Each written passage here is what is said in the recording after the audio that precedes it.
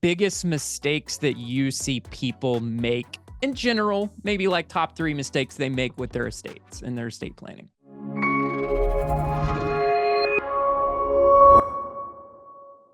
They kind of niche down into really a few categories. I would say the first biggest one is procrastination.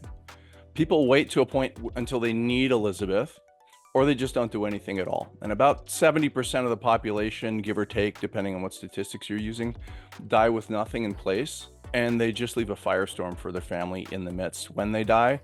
And oftentimes when people like Elizabeth get involved, but even before they die. The second big category is the do-it-yourself planning. They'll go to a couple of the big well-known websites, they download a form because it's cheap, and they'll just put something together because their neighbor or their friend or they heard something on a radio talk show say, oh, well, just do this. You really don't need to plan for this. You can figure it out yourself. We're finishing up a case next week. The gentleman decided to do his own will with a downloadable form for a website.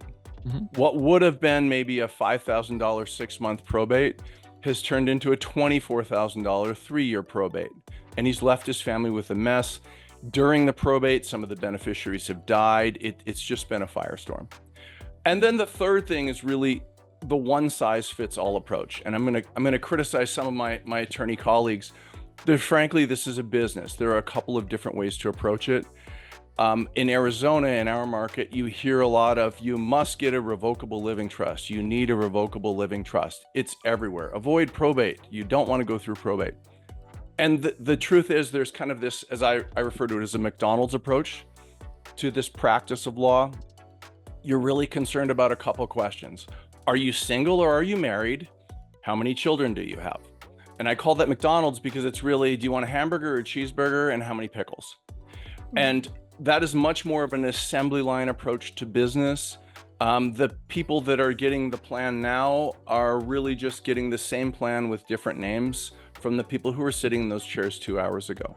And that one size DIY approach, one size fits all approach, really results in Elizabeth having to get involved in more complex stuff on the back end because it's not appropriate.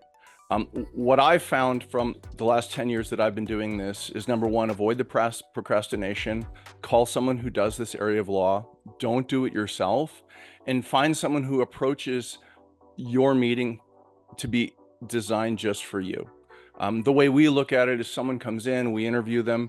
In that first hour, we try to find out which chassis do you fit in. Our law firm, we've identified 14 chassis, and then we build their estate plan on top of that chassis, and that minimizes the back end work and then the family strife that comes along with, father time.